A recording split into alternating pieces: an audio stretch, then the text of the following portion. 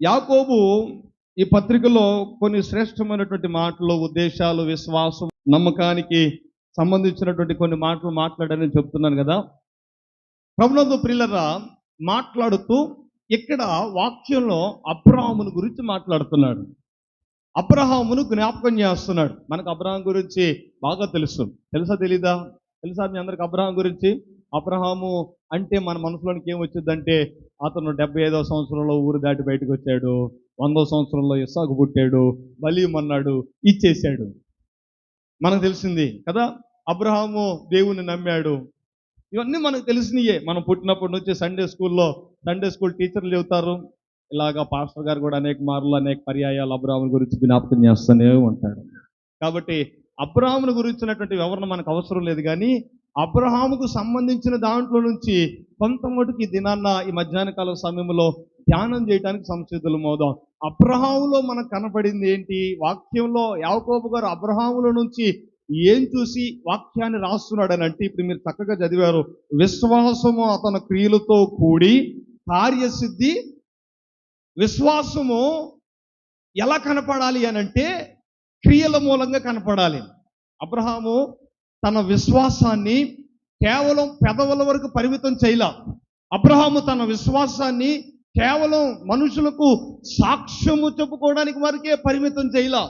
నేటి దినాల్లో క్రైస్తవ సంఘాల్లో చాలా మంది విశ్వాసులు ఏం చేస్తారంటే, నోటితో చెప్తారు మేము విశ్వాసం అని చెప్తా ఉంటారు. అబద్ధ సాక్ష్యాలు ఎలా చెబుతారు? కన్నీళ్లు విడుస్తూ అబద్ధ సాక్ష్యాలు కూడా చెప్పేవారు లేకపోలేదు. కానీ వాస్తవం చూస్తే నిజంగా విశ్వాస సంబంధమైన క్రియలు వారి జీవితాల్లో కనపడవు. కానీ సాక్ష్యాల రూపంలోకి వచ్చేసరికి ఎంతో ఏడుస్తూ ఉంటారు. మేము విశ్వాసంతో ప్రార్థన చేసాం, మేము అలా చేసాం, మేము ఇలా నడిచాం, అలా వెళ్ళాం.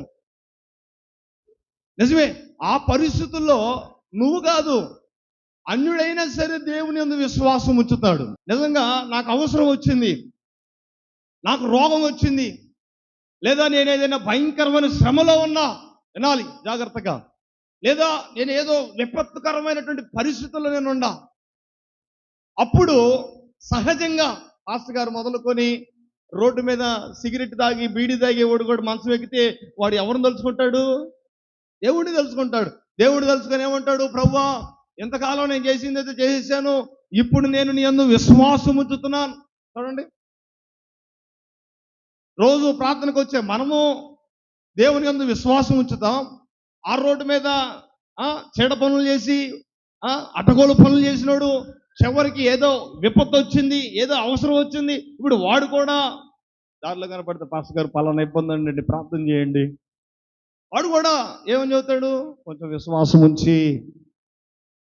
సరే, పాస్టర్ గారు నేటి తరంలో స్థానిక సంఘంలో ఉన్న పాస్టర్ గారికి చెప్పుకోవడం సంగతి తర్వాత, కానీ ఎక్కువ శాతం అంటే 180% విశ్వాసంలో లేని వాళ్ళు, రక్షణ పొందిన వాళ్ళు ఏం చేస్తారంటే, ఒక విశ్వాస సంబంధమైనటువంటి మొక్కుబడి ఒకటి చేసుకుంటారు. ఏంటో తెలుసా?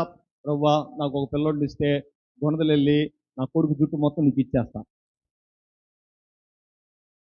అయ్యా, నా జీవితంలో ఈ ఒడిదొడుకులన్నీ పోతే ఫలానా ప్రాంతం మేము వస్తాం, నెలంకని ఇంకేదో దాని పేరేంటి, రాజమండ్రి దగ్గర ఇంకోటి ఉంది, ఇంకా గోవాలో కాసిల్కా. ఇలాగా చాలా మంది ఏం చేస్తారు? విశ్వాసం ఉంచుతారు. ఈ పని జరిగితే నేను పలానా తోటకు వెళ్తాను, ఈమెయిల్ చేస్తే నేను అక్కడికి వస్తాను, నాకు ఇది జరిగితే నీ మందిరంలోనికి ఎంతో గుర్తిస్తాను. స్థానిక సంఘాన్ని వదిలేస్తారు. సరే, వదిలేశారు, కానీ వాళ్ళ విశ్వాసం అక్కడ ఉందిగా. యేసు ప్రభు ఏం చెబుతున్నాడు? ఓ కుమారుడా, నీ విశ్వాసమే నిన్ను. ఆడు విశ్వాసం ఉంచినా దేవుడు చేసేదే. ఏ రోగం వచ్చి మంచాన పడిన వాళ్ళని, అన్ని జనులు విగ్రహారాధన చేస్తున్నటువంటి ప్రజలు ఉన్నారు, వాళ్ళు కూడా మొక్కుబడి చేస్తారు. ఇప్పుడు దేవుడు వారికి కూడా కార్యాలు చేస్తున్నాడుగా, అంటే ఇప్పుడు వాళ్ళ దేవుడు కూడా ఉన్నట్టేనా? మరి ఆలోచన చేయండి. ఈ విశ్వాసం ఏంటి అని అంటే, అందరూ కలిగి ఉండేదే. ఈ విశ్వాసం ఎవరు కలిగి ఉండేది? అందరూ. నువ్వు, నేను, సీనియర్ మోస్ట్ విశ్వాసులైనా సరే, అప్పుడే కొత్తగా రక్షణ పొందిన విశ్వాసులైనా సరే, లేదా ఆ రోడ్డు మీద కూర్చొని ఏదో ఎకిలేషాలు వేసుకున్నటువంటి వాడికి అవసరం వచ్చే వాడు కూడా విశ్వాసే. అందరం విశ్వాసులే. అయితే ప్రభునందు ప్రియమైన దేవుని బట్టి ఈ రోజు నేను చెప్పదలసింది ఏంటంటే, ఈ విశ్వాసంలో అబ్రహాము ఎలాంటి గుణం కలిగి ఉన్నాడు అని మన వాక్యంలో చూస్తే, అందరి విశ్వాసం ఒక ఎత్తు అయితే, ఈరోజు మనం చెప్పుకునే వాక్యంలో కొందరు వ్యక్తుల యొక్క విశ్వాసం మరొక ఎత్తు. అబ్రహాము విశ్వాసం, యాకోబు గారు మాట్లాడుతున్నాడు, అబ్రహాము యొక్క విశ్వాసం అంట అతని క్రియలలో, ఎక్కడంటండి, క్రియలలో కనబడి అది ఏం చేసింది,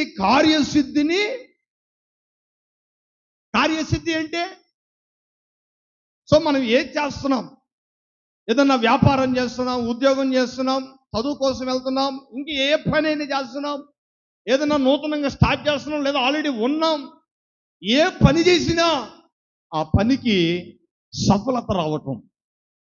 ఏమి రావటం అంటండి, సఫలత అంటే అది జయకరంగా, ఆటంకం ఏమి లేకుండా నెరవేరిపోవటం. అర్థమవుతుందా? అబ్రహాము యొక్క విశ్వాసం క్రియల వలన కార్యసిద్ధి కలిగింది. ఈరోజు దేవుని మాటలు వింటున్నటువంటి ప్రియ సహోదర సహోదరి, నీ విశ్వాసం, నీ క్రియలను బట్టి నా ప్రభువు నీ జీవితంలో కూడా కార్యసిద్ధి కలుగు చేయునుగాక. అయితే మనం ఏం చేయాలి అని అంటే, ఆ తర్వాత మాట్లాడుతూ అంటున్నాడు, క్రియల మూలముగా అతని విశ్వాసము ఎట్లయిందంటండి. సో ఈరోజు నేను మిమ్మల్ని అడుగుతున్నాను, మీ విశ్వాసము పరిపూర్ణమైన స్థాయిలో ఉందా? చెప్పలా, ఇక్కడ కూర్చున్న విశ్వాసులకి ఒక పరిమితి విశ్వాసం ఉంటుంది, అక్కడ కూర్చున్న వ్యక్తికి ఒక పరిమితమైనటువంటి విశ్వాసము, వ్యత్యాసం ఉంటుంది. నువ్వెంత విశ్వాసం ఉంచుతావో వాడు అంత ఉంచలేడు. వాడికి అవసరం వచ్చినప్పుడే, ఆ తర్వాత మళ్ళీ యథావిదే. కానీ నువ్వేం చేస్తావు, నీకున్న విశ్వాసం కొలది దేవుడు చేసిన మేలు మరొక నిత్యం ప్రార్థనకు వస్తావు. వాడేందంటే అవసరం వచ్చినప్పుడల్లా వాడుకొని చీకి పారేసిన ఐస్ క్రీమ్ పొల్లెల్లి యేసు ప్రభుని వాడుకొని అవతలపడేస్తుంటాడు. వ్యత్యాసం ఉంది. అయితే నేను ఈరోజు ఎవరితో మాట్లాడుతున్నానంటే, క్రీస్తు యేసులో నూతనంగా రక్షింపబడి మారు మనసు పొందినటువంటి మీతో, అనగా సంఘముతో మాట్లాడుతున్నాను. మన విశ్వాసం పరిపూర్ణమైన స్థాయిలో ఉంటే కార్యసిద్ధి ప్రతి క్షణం మన ప్రభు మనకు చేస్తూనే ఉంటాడు. హల్లెలూయా. మన విశ్వాసం పరిపూర్ణమైన స్థాయిలోనికి వెళ్ళాలి, పరిపక్వం ఉండాలి. ఏమైనా ఉండాలి? అవును, మనకి ఎక్కువగా ఎక్కడ ఏముంటాయి అని అంటే, ములగ చెట్టు, రైట్ కదా. మనకి ఎప్పుడు వస్తాయి ములక్కాయలు? చెట్టు ఎదిగినప్పుడే. పిల్లగా ఉన్నప్పుడు వచ్చిద్దా? వస్తుందండి? రావు. ఆ చెట్టు ఎదగాలి, ఎదిగిన తర్వాత ఏం వేయాలి చెప్పండి? పువ్వు రావాలి, పూత రావాలి. ఆ పువ్వు ఏమవ్వాలి? పరిపక్వంగా ఉండాలి. అది రాలిపోవాలి. మళ్ళా తర్వాత మళ్ళా పూత పూస్తుంది, మళ్ళా ఫలాలు వస్తూ ఉంటాయి కదా. వెంటనే ఫలం వచ్చేస్తుందా? వెంటనే కార్యసిద్ధి కలిగిద్దా అంటే కలగదు. ఏదైనా సరే పరిపక్వంలోనికి రావాలి, పరిపక్వం చెందాలి. అది పరిపక్వం కానిదే ఏ ఫలాన్ని మనం తీసుకోలేం, ఏ ఫలాన్ని తిని మనం తృప్తి పొందలేం. చూడండి, ఒకవేళ లేత పళ్ళు తీసుకున్నాం అనుకోండి, ఎలా ఉంటాయి? వగరగా ఉంటాయి. ఎలా ఉంటాయి? ఏ లేతదైనా సరే ఎలా ఉంటుంది? వగరగా ఉంటుంది. కొబ్బరి బొండం లేతకాయలు తీసుకోండి, కొబ్బరి లేని కాయలు తాగుతారా? ఎంత వగరగా ఉంటాయి తెలుసా? బాగా పండిపోయిన కాయలు తీసుకోండి, మరి చెప్పండి అవి ఎలా ఉంటాయి? అబ్బో, అసలు తాగలేము. ఇంకా అవి తీయగా ఉన్నాయో తెలియదు, చెడిపోయినాయో తెలియదు. ఒక పరిమితి స్థాయిలోనికి మనం వెళ్ళాలి. అబ్రహాము జీవితంలో తన క్రియలు నిజంగా పరిపక్వతనున్నాయి కాబట్టి మనకు అబ్రహాము గురించి మనకు తెలుసు. అయితే ఈరోజు దేవుని వాక్యం ఏంటంటే, ప్రియ సహోదర సహోదరి, ఈరోజు క్రియల మూలంగా అతని విశ్వాసము పరిపూర్ణమైనదనియు నీవు గ్రహించుచున్నట్లు ఈరోజు నీ విశ్వాసం కూడా పరిపూర్ణమవునుగాక. అయితే క్రియలు అంటున్నాం కదా, మరి ఎలా ఆ విశ్వాసము పరిపూర్ణతలోనికి వెళ్ళిందా లేదా అని మనం ఎలా గ్రహించగలుగుతాం? ఏదంటే నేను చెప్పా, రోగం వచ్చినప్పుడు మాట్లాడండి, విశ్వాసం ఉంచుతారు. శ్రమ ఎదురైనప్పుడు, మన జీవితంలో మనకి ఏది ఎదురొచ్చినా మనం ఏం చేస్తాం? కానీ కొన్ని కొన్ని పరిస్థితులు ఉంటాయి చూశారు, అక్కడ మనం దేవుని మీద ఏమాత్రం విశ్వాసం ఉంచలేం. కానీ వాక్యం చెబుతుంది, అప్పుడు మాని మనం విశ్వాసం ఉంచితే నిజంగా అప్పుడు నీ విశ్వాసం తీవ్ర స్థాయిలో ప్రవహిస్తున్నట్లు. ఎంతకీ ఏంటి ఆ స్థాయిలోని మన వాక్యంలోనికి వెళ్ళి మనం చూస్తే, దానియేలు గ్రంథం 3వ అధ్యాయంలో కొన్ని చక్కని మాటలు మనకు అక్కడ కనపడతా ఉంటాయి. చూడండి ఒకసారి, దానియేలు గ్రంథం 3వ అధ్యాయము 16వ వాక్యం నుండి మనమందరం కూడా చదువుకుందాం ఒకసారి. షద్రకును మేషాకును అబేద్నెగోయి రాజుతో ఇలాగు చెప్పిరి, నెబుకద్నెజరు, ఇందును గురించి నీకు ప్రత్యుత్తరం ఇవ్వాలనన్న చింత మాకు లేదు. మేము సేవించుచున్న దేవుడు మండుచున్న వేడిమి గల మిమ్మును తప్పించి రక్షించుటకు సమర్థుడు, మరియు నీ వశమున పడకుండా ఆయన మమ్మును రక్షించును. ఒకవేళ ఆయన రక్షింపకపోయినను, రాజా, మేము నీ దేవతలకు మ్రొక్కనే. షద్రకు, మెషాకు, అబేద్నెగోయి ముగ్గురు. ఎవరి ముగ్గురు? దానియేలు స్నేహితులు, దానియేలు తోటివారు. నెబుకద్నెజరు 3వ అధ్యాయం ప్రారంభంలో మనం చదివితే ఒక బంగారు ప్రతిమను చేయించాడంట. ఏం చేయించాడంటండి? వింటున్నావా? నా వైపు చూడాలి. బంగారు ప్రతిమను చేయించాడు. చేయించిన తర్వాత బబులోను దేశంలోని దొరాయను మైదానంలో దాన్ని నిలవబెట్టించి ఏం చేశాడు?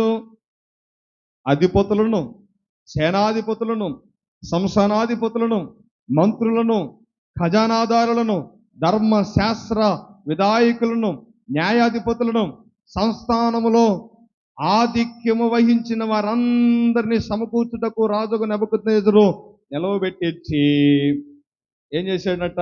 ఆ ప్రతిమ దగ్గర నుంచోబెట్టి అంటున్నాడు, ఇదిగో ఈ ప్రతిమకు మొక్కిన వాడు మాత్రమే బ్రతుకుతాడు.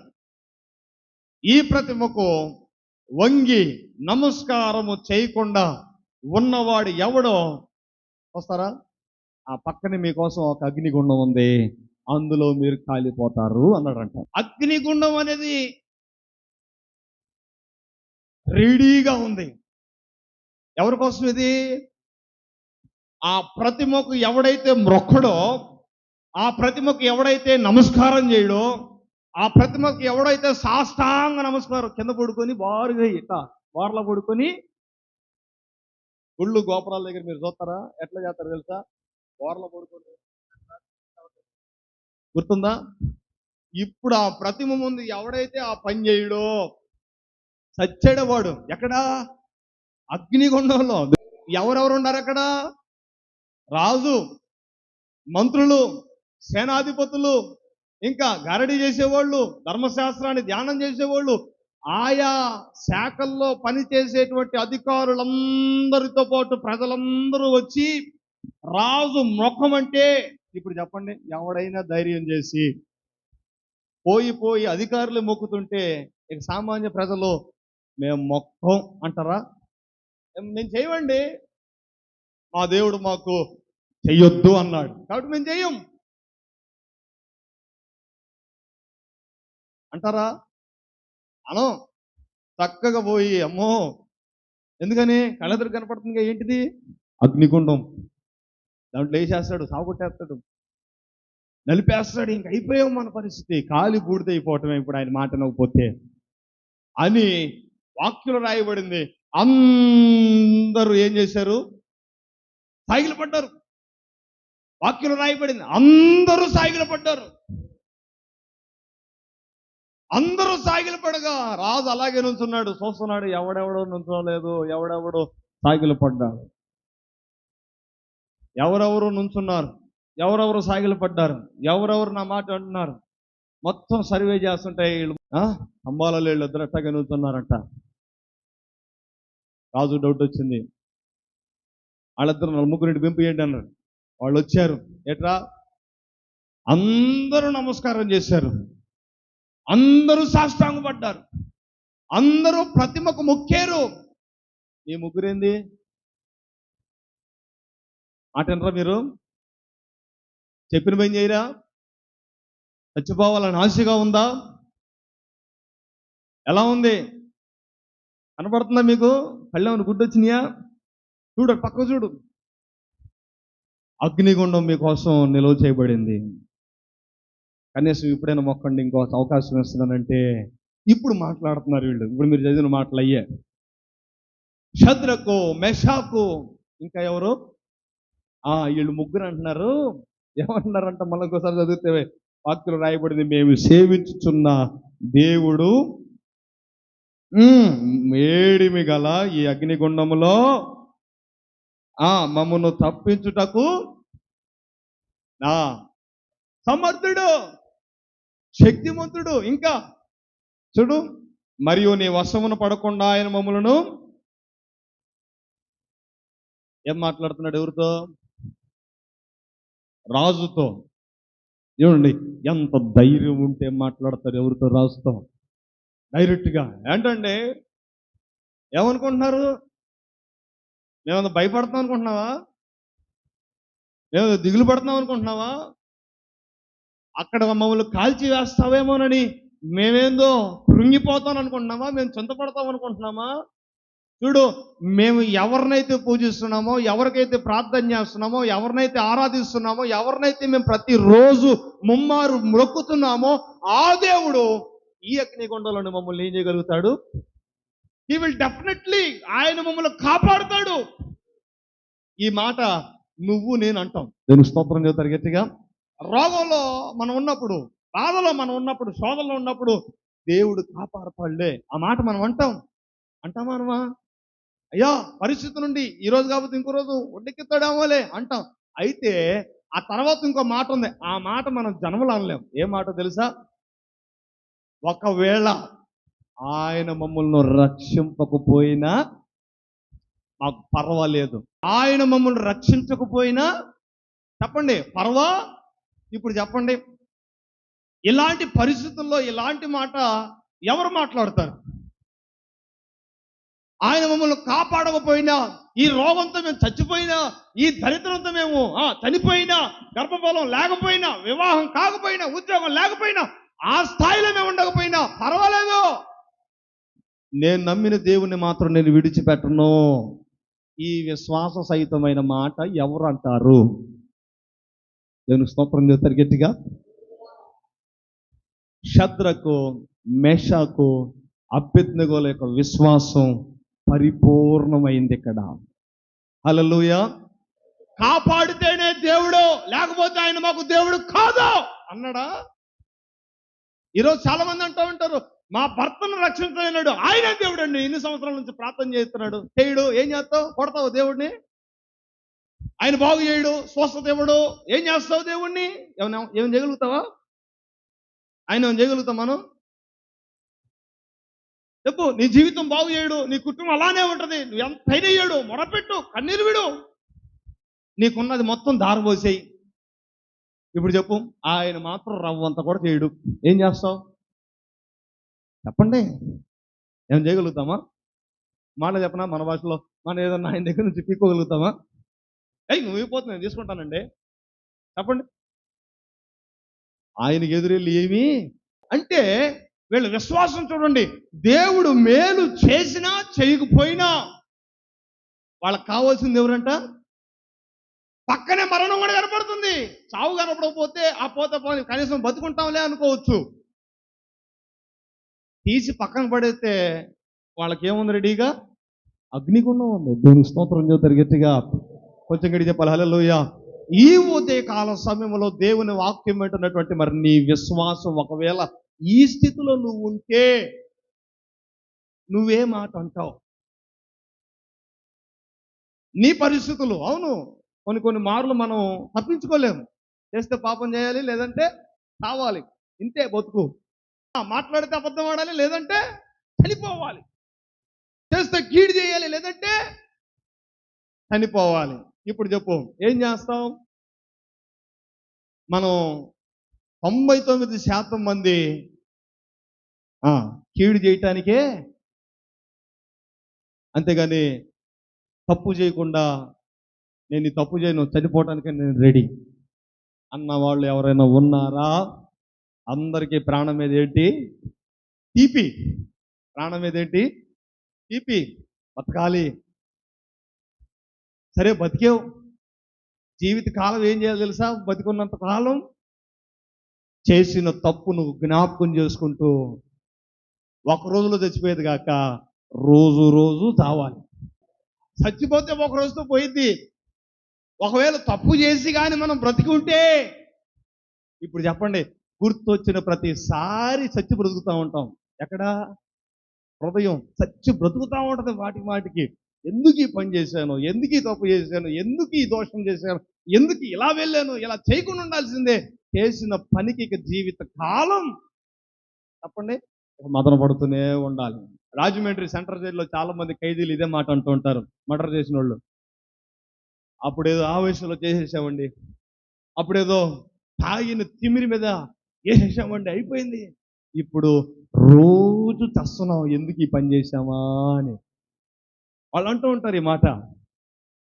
ఆ కాసేపు ఆక్రోశం, ఆ కాసేపు ఆ కోపం, ఆ కాసేపు వాడికి ఉన్నటువంటి ఉద్రేకం ఆపుకోలేక జీవిత కాలం.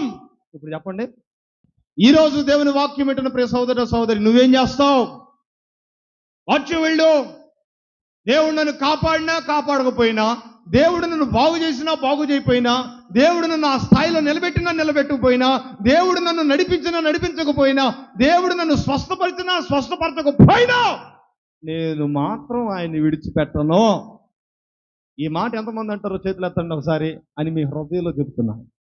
మీరు బయటికి చెప్పొద్దు. ఎందుకు చెప్తున్నా? పేరు కూడా బయటకు ఎత్తుతారు, తర్వాత అక్కడికి పోయి ఏదో చేశారంటే నాకు ఇక్కడ మండుతూ ఉంటుంది, హృదయం రగిలిపోతూ ఉంటుంది. ఈ అమ్మాయి ఈడు నలుగురు ముందు చెయ్యెత్తాడు, బయటికి చెప్పుకోలేనుక లోపల తగలబడతా ఉంటుంది. నాకు మళ్ళీ లేనిపోయింది, నాకెందుకు? ప్రభునందు ప్రియమైన దేవుని బిడ్డలారా, చూడండి, షద్రక్ మేషక్ అబేద్నెగోలు వారి విశ్వాసాన్ని పరిపూర్ణమైన స్థాయిలో ఉందా లేదా అని దేవుడు ఎక్కడ గ్రహించాడు?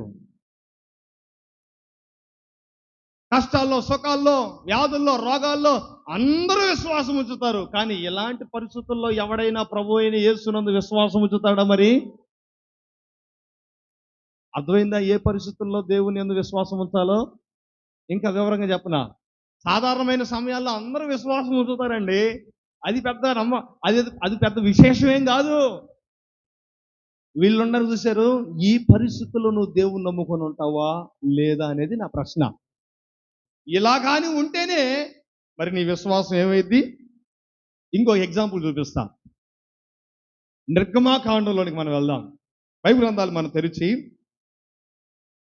నిర్గమాకాండం 1వ అధ్యాయం చూడండి. నిర్గమాకాండము 1వ అధ్యాయము 15వ వాక్యం మనం చదువుకుందాం. మరియు ఐగుప్తు రాజు షిఫ్రా పూయా అను హెబ్రీల మంత్రసానులతో మాట్లాడి, మీరు హెబ్రీ స్త్రీలకు మంత్రసాని పనిచేయుచు కాన్పు పీటల మీద చూచున్నప్పుడు మగవాడైన ఎడలా వాడిని చంపి పడేయండి, ఆడదైన ఎడలా దాన్ని ఏం చేయాలి? మీరు బ్రతకనివ్వండి. అయితే ఆ మంత్రసానులు దేవునికి భయపడి, ఇక్కడ ఆగుదాం కాస్త, ఇక్కడ ఐగుప్తు రాజు ఇశ్రాయేలీల మందకు భయపడ్డాడు. ఫరో ఎందుకు భయపడ్డాడంటే, వాళ్ళ సంతానం ఏమైపోతుందంటే ఇసుక రేణుల కంటే ఎక్కువగా దేవుడు ఆశీర్వాదం ఉందిగా. అబ్రహాము, ఇస్సాకు ఇప్పుడు 70 మందితో వచ్చారు ఎక్కడికి? ఐగుప్తు దేశంలో. కానీ ఇప్పుడు లెక్క వేయటానికి కూడా వీలు పడతల్లా. వాళ్ళ సంతానం వృద్ధి నొందిపోతా ఉంది. అసలు సంఖ్యాపరంగా విస్తరించిపోతున్నారు. ఇక వాడిని ఎవడో ఆపలేకపోతున్నారు. రాజు ఒక ఆలోచన చేశారు, వీళ్ళని ఎట్టాగే వదిలేస్తే ఐగుప్తు దేశంలో ఉన్న జనాంగం కంటే వీళ్ళ జనాంగమే ఎక్కువైపోయింది. ఇప్పుడు వీళ్ళందరూ కలిసి మా మీద పడితే మేమేమైపోవాలి? అందుకని ఈయనేం ఆలోచన చేశాడంటే మగోళ్ళందరం చంపేయండి. ఓకే. ఆ చంపేసే ప్రక్రియ ఎవరితో ప్రారంభించారంటే చిన్న పిల్లలతో ప్రారంభించాడు. చిన్న పిల్లలతో ప్రారంభించడానికి ఏం చేశాడంటే ఇప్పుడు ఈ హెబ్రీ స్త్రీలు, ఇశ్రాయేలీయులు వివాహం ఆడినటువంటి ఈ స్త్రీలు వాళ్ళు గర్భం ధరించి నవమాసాలు నిండిన తర్వాత వారు ప్రసవించే సమయానికి డాక్టర్స్ కావాలి, మంత్రసానులు కావాలి. వాళ్ళు ఎవరున్నారు? ఇశ్రాయేలీయులు ఎవరైనా ఉన్నారంటే బహుశా లేరేమో. వీళ్ళు ఐగుప్తు స్త్రీల మీద ఆధారపడ్డారు. ఇప్పుడు ఈ రాజుగారు ఏం చెబుతున్నారంటే ఇప్పుడు మీరు కానుక చేస్తారు కదా, ఆ కానుక చేసే సమయంలో ఒకవేళ మగోడు పుట్టాడు అనుకోండి, వాడిని అర్జెంటుగా అక్కడికక్కడే ఏం చేయాలి? చంపి పారే. ఇన్ కేస్ ఆడపిల్ల పుట్టింది అనుకోండి, మీరేం చేయాలి? పట్టుకునేవ్వండి. ఎందుకంటే వాళ్ళు ఏం చేయలేరుగా, వాళ్ళు పోరాడలేరు, కొట్లాడలేరు, వాళ్ళ బలహీనులు కాబట్టి వాళ్ళతో మనకు పెద్ద సమస్య ఏం కాదు. కాబట్టి మగపిల్లలు పుడితేనే మనకు సమస్య. మళ్ళీ వాళ్ళు వివాహం చేసుకుంటారు, మళ్ళీ ఇంకో 10 మంది పిల్లల్ని కంటారు. కాబట్టి మగపిల్లలోని కనపడకుండా మీరు చేసేయండి అని చెప్పేసి అన్నారంట. ఇప్పుడు ఫరో మాటకు ఎదురు తిరిగి, వింటున్నారు వింటలేదా? ఫరో మాటకు ఎదురు తిరిగి మేము సంపం, ఏం చేస్తావు అని అన్నారు అనుకోండి ఈ ఆడోళ్ళు. ఇప్పుడు చెప్పండి, ఫరో ఏం చేస్తాడు చెప్పండి? ఇప్పుడు అక్కడికక్కడే సావ కొడతారు వీళ్ళు. అర్థమవుతుందా? మోషే ఐగుప్తీయుడిని చంపారు. అప్పుడు మోషే ఇశ్రాయేల్ పక్షాన చేరలా, హెబ్రీల పక్షానికి వెళ్ళా. కానీ తన కళ్ళ ముందే ఒక బానిసోడిని, ఒక బానిస పిల్లవాడిని బాగా చిత్రహింసలు చేస్తుంటే మోషే కోపం వచ్చేసి అక్కడికక్కడే వెంటనే వేసి పడేశాడు మోషే. అంటే నేను ఈ విషయాన్ని ఎందుకు ప్రస్తావిస్తున్నానంటే వాళ్ళకి అంత కోపం. ఇక దానికి ఒక టైం పెట్టుకోరు. వీడిని జైల్లో వేసి పలానా టైంలో తెల్లవారుజామున వీడికి ఊరేద్దాం, వాడిని అప్పుడు కత్తితో వాడి తలకాయ తీసేద్దాం, ఇలాంటి ఇలాంటి సెంటిమెంట్లు పెట్టుకోరు. కోపం వచ్చిందా వెంటనే వేసి పడేస్తారు అంతే. అర్థమవుతుందా? వాళ్ళకున్న ఉదారత్వం అలాంటిది. మరి ఇప్పుడు పోయి వీళ్ళు మొగోళ్ళ అంటే మంత్రసాలు మొగోళ్ళు కూడా కాదు, చెప్పారు పాపం. ఇప్పుడు చెప్పండి, రాజు మాటకేమో ఎదురు జరగలేరు, ఇటు పోయామో పిల్లోడిని చంపలేరు. ఇప్పుడు ఆయన మాట పోతేనేమో సావు. ఇప్పుడు చెప్పండి, ఇటు పోయి ఆ పిల్లోడిని చంపుతేనేమో వాళ్ళు ఉసురు వీళ్ళు కొట్టుకోవాలి. ఇదే పరిస్థితుల్లో నువ్వు ఉంటే నువ్వేం చేస్తావు? అది నా క్వశ్చన్. నువ్వే డాక్టర్వే అనుకుందాం కదా. లేబర్ రూమ్లోకి, కాన్పుల వార్డులోకి నిన్ను పంపించారు ప్రసవం చేయమని. నువ్వు వెళ్తున్నావు. నీకు వెళ్ళబోయే ముందు ఒక మాట చెప్పాను, నేను సూపీరియర్ డాక్టర్గా నేనే చెబుతున్నా నీకు, మగపిల్లని అయితే అర్జెంటుగా నాడే చంపే. ఆడపిల్ల అయితే ఇప్పుడు నువ్వు కాన్పుల వార్డులోకి వెళ్ళావు, పొరపాటున కర్మగాలి మగపిల్లోడే పుట్టాడు, ఇప్పుడు నువ్వేం చేస్తావు? నా మాటని మగపిల్లోడు చంపి ఆమె ఉసురు కొట్టుకుంటావా? లేదా చంపకుండా ఎలాగైనా బ్రతకనిచ్చి పోనిచ్చిన తర్వాత బయటకు వచ్చి నా దగ్గర బ్రతకగలుగుతావా? బతకపోతే నేను ఊరుకోనుగా, నేను చెప్పేస్తా. ఎందుకంటే నేను కరుడు కట్టిన రాక్షసుని కాబట్టి కదా. కొంతమంది నిజమే అనుకుంటున్నారు హృదయంలో. మరి వాళ్ళ పరిస్థితి అలాగే ఉంది. అయితే చంపేసి రావాలి, లేదంటే నా దగ్గర తెచ్చిపోవాలి. పాపం వీళ్ళు విగ్రహాలను పూజించే వాళ్ళైనా కానీ ఈ మంత్రస్వాములంట వాళ్ళు హెబ్రీలు, అంటే ఈ బానిసలు పూజించే దేవుని యందు కూడా వీరు విశ్వాసం వచ్చారు. అర్థమవుతుందా? వాళ్ళ బానిసల దేవుని యందు కూడా వారు ఏమి ఉంచారు? ఇప్పుడు మీకు బాగా అర్థం కావాలంటే నయమాన్ ఉన్నాడు. ఎవరు? ఆయన ఒక సేనాధిపతి. ఎవరు? ఇప్పుడు ఆయన ఇంట్లో ఒకళ్ళు ఉన్నారు. ఎవరు? ఒక పని పిల్ల. నయమానికి ఏమో కుష్ఠరోగం. ఇప్పుడు చెప్పండి, ఈ పని పిల్ల పోయి యజమానురాలతో చెబుతుంది, పలానా ఊరిలో పలానా దైవజనుడు ఉన్నాడు, ఆయన దగ్గరికి వెళ్తే ఈ కుష్ఠరోగానికి నయము అవుతుంది, కాబట్టి నువ్వు అక్కడికి వెళ్ళమని చెప్పమ్మా అంటే ఈ యజమానురాలు విన్ని నయమాన్తో చెప్పింది. ఇప్పుడు చెప్పండి, నయమాను ఎవరు దేవుని యందు విశ్వాసం ఉంచాడు? ఒక బానిస పిల్ల యొక్క దేవుని యందు కదా, యాస్టీస్ బానిసల యొక్క దేవుడు అనగా హెబ్రీలు స్త్రీల యొక్క దేవుణ్ణి ఐగుప్తు దేశపు మంత్రసానులు విశ్వాసం ఉంచారంట.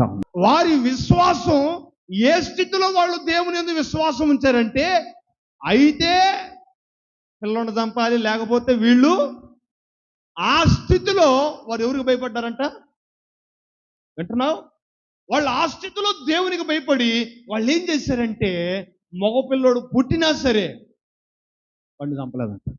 మగపిల్లోడు పుట్టినా, ఈ విషయం ఎవరికి తెలిసిందంటే రాజుగారికి తెలిసిపోయింది. పిలిపించాడు మంత్రసాలను రాజ్యంలో పిలిపించి, ఏంటి మీకు చెప్పింది ఏంటి? చంపేమన్నా కదా, ఎందుకు చంపలేదని అంటే, చూడండి వీళ్ళకి దేవుడిచ్చిన జ్ఞానం ఏంటి తెలుసా? అయ్యా వాళ్ళు మామూలు కాదండి. ఎవరు? హెబ్రీ స్త్రీలు మామూలు. మాతో అసలు వాళ్ళకి ఏం పని అండి? మేము వెళ్ళేసరికి పిల్లలకి కూర్చుంటున్నారు, మేము వెళ్ళేసరికి కాన్పైపోతుంది. ఇక మేము వెళ్ళి ఏం చేసేవి? మా చేతుల్లో ఉంటే మమ్మల్ని ఏం చేయమంటావు బాబు అని అంటున్నారంట. కొంచెం గడి చెప్పాలి. హల్లెలూయా. ఆ తర్వాత 20వ వాక్యంలో రాయబడింది, దేవుడు ఆ మంత్రసానులకు ఏం చేశాడంట? వాస్తవానికి యథార్థంగా అదే జరిగిందా అంటే అక్కడ అది జరగనే, వీళ్ళ సమక్షంలోనే మగపిల్లలు పుట్టారు. ఎవరి సమక్షంలో? ఐగుప్తు మంత్రసానుల సమక్షంలోనే. కానీ ఫరో దగ్గరికి వెళ్ళి వీళ్ళు ఏం చెబుతున్నారు? మాట మార్చేస్తున్నారు, అబద్ధం చెబుతున్నారు.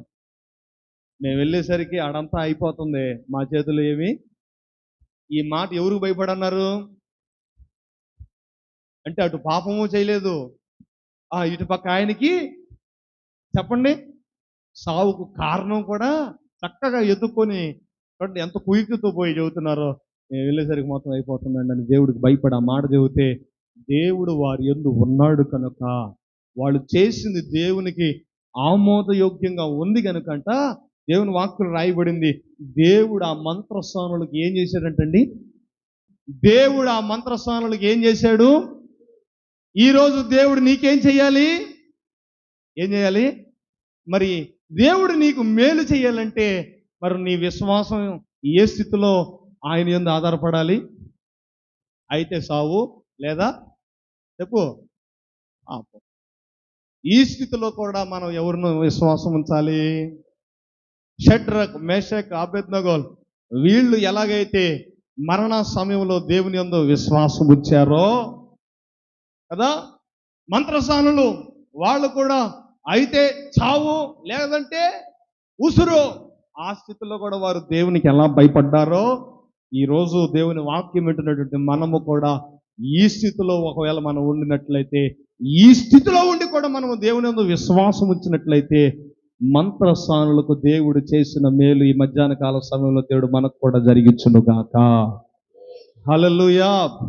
యాకోబు పత్రికలో దేవుడు మాట్లాడుతున్నాడు అదే, మీ విశ్వాసము క్రియల మూలముగా ఒకవేళ అది పరిపూర్ణమైతే దేవుడు మీకు కార్యసిద్ధి. అది దేవుడు ఈ మంత్రస్థానులకు మేలు ఎలా చేశాడు అని మనము ఒకసారి అదే అధ్యాయంలో కిందకి వెళ్ళి మనం చూస్తే 21వ వాక్యం రాయబడింది, ఆ జనము విస్తరించి మిక్కిలి ప్రబలెను, ఆ మంత్రసానులు దేవునికి భయపడినందున ఆయన వారికి ఏం చేశాడంటండి? వంశాభివృద్ధి కలుగజేశాను. ఆమె చెబుతారు గట్టిగా. ఏ వృద్ధి అంటండి? వంశాభివృద్ధి.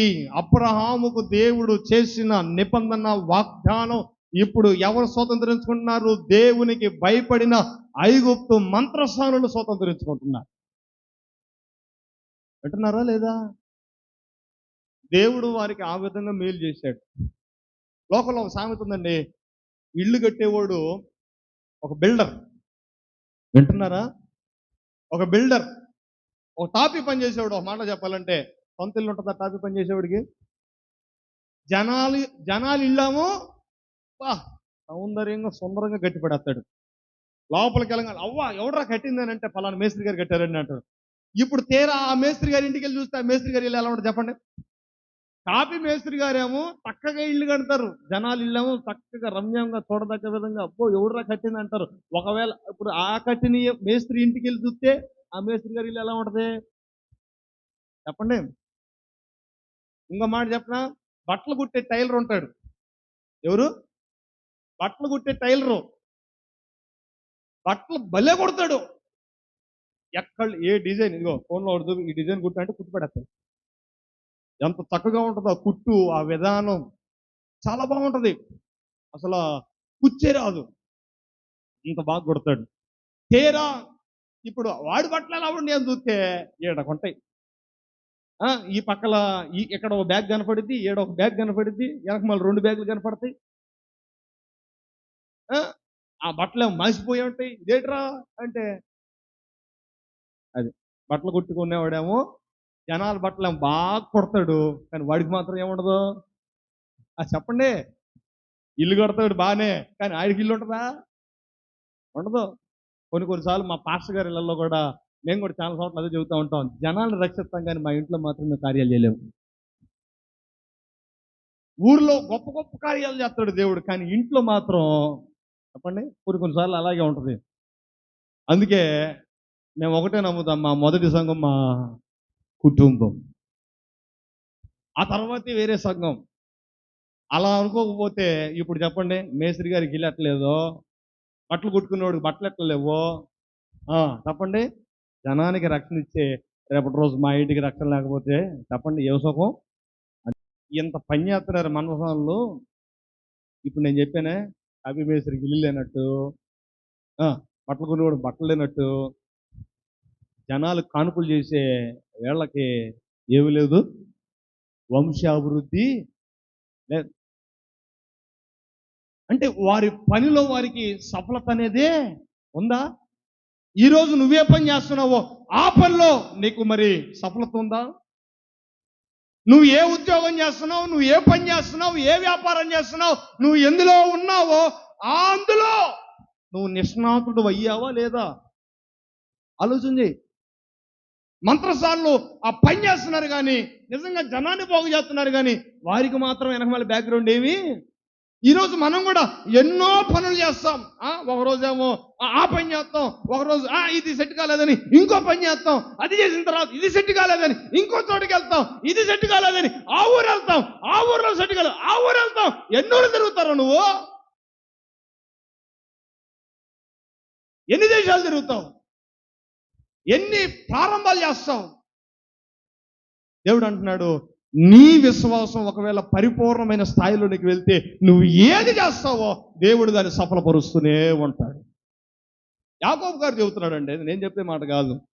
మన విశ్వాసం పరిపూర్ణమై మన విశ్వాసం క్రియలపూర్వకంగా నిశ్చయముగా దేవునికి కనపడితే ఆ దేవుడే మన కార్యసిద్ధి కలుగు చేయునుగాక. హల్లెలూయా. మరి ఈరోజు మీ అందరికీ నేను ఒకటే చెబుతున్నా, మరి నీ విశ్వాసం పరిపూర్ణమైనదా? నీ విశ్వాసం పరిపక్వలోనికి వచ్చిందా? ఒకవేళ వస్తే ఖచ్చితంగా మంత్రసాలలో దేవుడు దీవించి ఆశీర్వదించినట్లుగా నిన్ను కూడా ఆయన దీవించి ఆశీర్వదించే దేవుడు. ఆయన నీకు కూడా మేలు చేసే దేవుడు. ఆయన నిన్ను కూడా వృద్ధి పొందించే దేవుడు, నిన్ను కూడా లేవనెత్తే దేవుడు. హబక్కుకు చేసిన ప్రార్థన మనం ఒకసారి చూడగలిగితే, ప్రభునందు ప్రియమైన దేవుని బిడ్డలారా, ఒకసారి చూడండి 3వ అధ్యాయంలోనికి మనం వెళ్దాం. హబక్కుకు గ్రంథంలోనికి మనం వెళ్తే హబక్కుకు గ్రంథం 3వ అధ్యాయము 17వ వాక్యంలో ఒక మాట రాయబడింది. చూడండి, హబక్కుకు గ్రంథం, అంజూరపు చెట్లు పూయకపోయినా, ద్రాక్ష చెట్లు ఫలించకపోయినా, ఒలివ చెట్లు కాపు లేకపోయినా, ఏంటండి చూడండి, చేనిలోని పైరు పంటకు రాకపోయినా, గొర్రెలు దొడ్డిలో లేకపోయినా, ఏంటండి శాలలో పశువులు లేకపోయినను నేనైతే చెప్పండి, యెహోవా యందు. ఈ మాట నువ్వు అంటున్నావా? ఈరోజు అంటావా? మరి అనాలి. అంటేనే వచ్చింది. ఏంటిది? మేలు, దీవెన, ఆశీర్వాదం. నువ్వు ఆ మాట అనగలిగితేనే వచ్చింది. హబక్కుకు ప్రార్థన చేస్తున్నాడు. ఎవరు ప్రార్థన చేస్తున్నాడంట? ఒకటి, అంజూరపు చెట్లకి ఆ ఫలాలు రాకపోయినా, ద్రాక్ష చెట్లకి ఫలాలు రాకపోయినా, ఒలివ చెట్టుకి కాపు రాకపోయినా, చేనిలోని పైరు చేతికి పంట రాకపోయినా, గొర్రెలు దొడ్డిలో విస్తరించకపోయినా, శాలలో పశువులు లేకపోయినా, మట్టుకు నేనైతే ఎవరి మీద? యెహోవా యందే. అంటే ఏవి ఉన్నా లేకున్నా నేను ఎవరిని? చెప్పండి, ఎవరిని? యెహోవాను మాత్రమే కలిగి ఉంటాను. చూడండి, దీనికి సరైన ఎగ్జాంపుల్ నేను చెప్పనా? యోబు గ్రంథంలో కనపడుతుంది. దీనికి సరైన ఎగ్జాంపుల్ యోబు గ్రంథంలోనికి వెళ్తే ఎగిరిపోయింది. రైట్, యోబు గ్రంథంలోనికి మనం వెళ్తే ప్రభునందు ప్రియమైన దేవుని బిడ్డలారా, చూడండి ఒకసారి 13వ అధ్యాయం 15వ వాక్యం.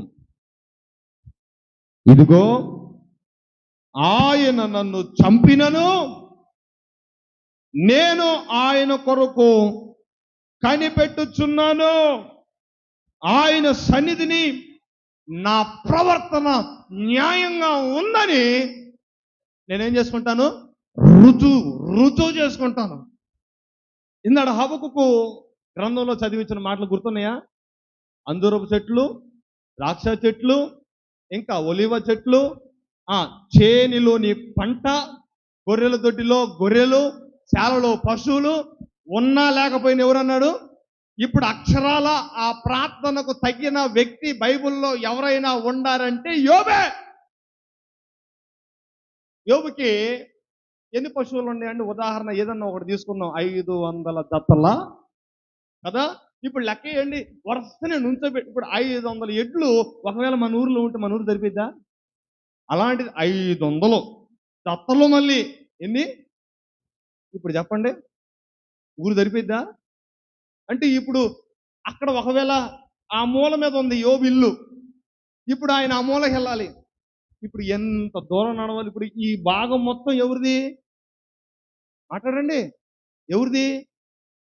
ఈయన కేవలం ఎడ్లు మాత్రమే ఉన్నాయి. ఇంకా వాక్యాలు చూస్తే ఇంకా గొర్రెలు ఉన్నాయి, మేకలు ఉన్నాయి, పనులు ఉన్నారు, విస్తారమైన ఆస్తి ఉంది, శ్రీమంతుడు.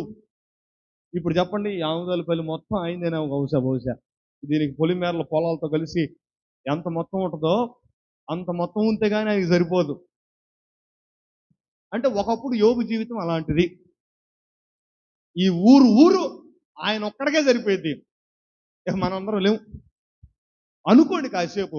ఇప్పుడు కర్మ ఖాళీ ఏమైపోయింది? యోబు జీవితంలో ఉన్నాయి మొత్తం పోయినాయి. ఎంత గోడ మిగల్లా, చివరికి ఒంటి మీద ఉన్న గొడ్డలతో సహా పోయినాయి. నువ్వు మీరు అడుగుతున్నా, నాకే డౌట్ అవుతుంది. నేను అబద్ధం చదువుతున్నాను, ఒకసారి వాక్యంలో చెక్ చేసుకుంటాను. మీరు అడుగుతున్నారు, నాకు డౌట్గా ఉంది, నేను అబద్ధం చదువుతున్నాను, తప్పు చదువుతున్నానేమో. నిజమా కాదా? పోయినాయా? దారిన పోతుంది. పోతా ఏముందో తెలుసుగా మీకు? ఎందుకయ్యా బతుకున్నావు? ఒకప్పుడు రాజుగా బ్రతికావు, ఇప్పుడు నీ బ్రతికేమో ఒక్క కంటే హీనంగా తయారైంది. రోడ్డు మీద పిచ్చి కుక్క ఎలా ఉంటుందో అలా ఉన్నావు నువ్వు. ఎందుకు బతుకున్నావు? చచ్చిపోవచ్చుగా. ఏం చేసి? దేవుణ్ణి తిట్టి, దేవుణ్ణి దూషించి, నీకు గతి పట్టించిన వాడిని తిట్టి సావు. కొంత భార్య ఆ మాట అంటే చెప్పండి, మగోడికి ఏమొచ్చింది ఇక? నిజమే కదా. ఇక ఎందుకు బతుకుండాలి? చివరకు పోయి నా భార్య చేత కూడా అనిపించుకున్నాను, ఇక నా బతుకెందుకు అని చచ్చిపోతాడు వాడైతే. గుర్తుందా యోబు మాట? అప్పుడు ఏమన్నాడు యోబు? ఒరే, ఏం మాట్లాడుతున్నావు? నీకు అర్థమవుతుందా? మూర్ఖురాలు మాట్లాడినట్టు మాట్లాడు మాకు. నేను ఎలా వచ్చాను? ఎత్త గడ్డి ఎలా పెట్టాలో అలా పెడుతున్నాడు. ఏ స్థితిలో ఉండి మాట్లాడు? ఒక ఊరికే ఓనరు, ఇప్పుడు ఏమయ్యాడు? ఏమి లేదు, దిక్కు లేదు, మంచినీళ్ళు ఇచ్చేవాళ్ళు లేడు, హాస్పిటల్లో పడేసి కనీసం ఖర్చులకి ఇచ్చేవాడు కూడా లేడు. ఆ స్థితిలో వాడు కూడా ఏమన్నాడు అంటాడు, నేను ఎలా వచ్చానో ఇప్పుడు అలాగే, తప్పేముంది, దేవుడే ఇచ్చాడు, దేవుడే తీసుకుపోయాడు. ఆ స్థితిలో ఒకవేళ మనం ఉంటే మాట్లాడండి, ఒకవేళ ఆ స్థితిలో నేనుంటే, హబక్కుకు ప్రార్థన చేస్తున్నాడు, ఉన్నా లేకపోయినా నేనైతే. కానీ యోబు జీవితం అంతకు భిన్నంగా ఉంది. అసలు ఈయనకి అసలు ఆ స్థితి కూడా లేదు హబక్కుకి. పాపం ఒక మాటలో చెప్పాలంటే పిల్లోడికి ఆడుకునే వస్తువు ఇచ్చినట్టు ఇచ్చి మళ్ళీ లాక్కుంటే వాడు ఏం చేస్తాడు, ఓ కేక పెట్టేస్తాడు. యోబు జీవితం అలా ఉంది. దేవుడు ఇచ్చినట్టు ఇచ్చి మొత్తం రుచి మరిగాడు కాబట్టి ఇంకొంచెం ఎక్కువ ఏడవాలి హబక్కు కంటే. అసలు లేనోడు ఏడుడు. అసలు లేనోడు ఏమంటాడు, అరే అసలు నేను ఎప్పుడు ఆ అనుభవం నాకు లేదు కాబట్టి ఏం కాలే కానీ అంట. కానీ ఒకవేళ అనుభవం ఉన్నవాడు ఏం చేస్తాడు, "మో, ఒకప్పుడు ఇలా తిరిగాను, ఒకప్పుడు ఇలా జీవించాను, ఒకప్పుడు ఇలా నడిచాను, ఇప్పుడు నాకు అది, ఒకప్పుడు మేడలో ఉండి ఇప్పుడు పూరుపాకాల్లో ఉంటే చెప్పండి, ఒకప్పుడు మేడలో ఉండి ఇప్పుడు పూరుపాకాల్లో ఉంటే ఎలా ఉంటది, మేడలోకి వెళ్ళాలని పీకిద్దా పీకదా. అసలు పూరుపాకాల్లో ఉన్నవాడు వాడు ఏమనుకుంటాడు, ఏముందిలే పాస్ గారు, ఇప్పుడు ఆ ఇళ్ళు బిల్డింగులు అప్పులు ఏం చేస్తాం అంటాం మనమా కదా. హబక్కుకేమో పూరుపాకాల్లో ఉండి మేడ మీదకి వెళ్ళరా బాబు అంటే ఏముందిలే అంటున్నాడు. కానీ యోబు మేడగది అనుభవం నుండి ఎక్కడికి వచ్చాడు, పూరుపాక కాదు, ఏకంగా రోడ్డు మీదకి వచ్చాడు. ఇప్పుడు రోడ్డు మీదకి వచ్చినాడు, ఇంకెంత ఏడవాలి చెప్పండి, ఇంకెంత బాధపడాలి చెప్పండి. మన క్రియలు ఏం చెప్తాయి, మన విశ్వాసాన్ని, అది మన క్రియలు మన విశ్వాసాన్ని తెలియపరుస్తాయి. మన క్రియలు మనం ఎంతగా దేవుని మీద ఉన్నామో చెప్పండి, దేవుని మీద ఎంతగా ఆధారపడ్డామో తెలియపరుస్తా ఉంటుంది. ఆమేన్ చెప్తారు గట్టిగా. కాబట్టి ఈ మధ్యాహ్న కాలం సమయంలో దేవుని వాక్యమైనట్టు నీతో మరొక మారి నేను మీతో చెప్తున్నాను, మీ క్రియలో ఈ షడ్రక్, మెషక్, అబేద్నెగో, యోబు, ఇంకా ఐగుప్తు మంత్రసానులు వారు ఎలా కలిగి ఉన్నారో ఆ స్థితిలో మనం కూడా మన క్రియలను దేవుని ఎడల మనము ఏం చేయాలంటే రుజువు చేసుకోవాలి. కాదయ్యా, ఈ స్థితిలో కూడా నేను నీతోనే ఉంటాను. మనం రుజువు చేసుకుంటేనే దేవుడు మన జీవితంలో కార్యసిద్ధి ఏం చేస్తాడు, కలుగు చేస్తాడు. లేదంటే మన జీవితాల్లో మేలు మనం పొందుకోలేము. మన జీవితంలో కార్యసిద్ధిని మనము ఇక ఎన్ని స్టార్ట్ చేస్తావో, ఎన్ని ప్రారంభిస్తావో, ఇక అవన్నీ నష్టాలే, ఇక అవన్నీ చెప్పండి, ఇక పోవటమే, ఇక రాటాలు ఉండవు. కానీ ఒకవేళ ఈ స్థితిలో మనం కానీ నమ్మితే ఖచ్చితంగా మన జీవితంలో దేవుడు బాగు చేసి దీవించి ఇతరులకు దీవెనకరంగా మేలుగా మార్చును గాక. దేవుడి మాటలు దీవించి మన వికులు భద్రపరచును గాక. అందరూ తల వంచి కళ్ళు మూసుకొని ఒక చిన్న ప్రార్థన చేద్దాం.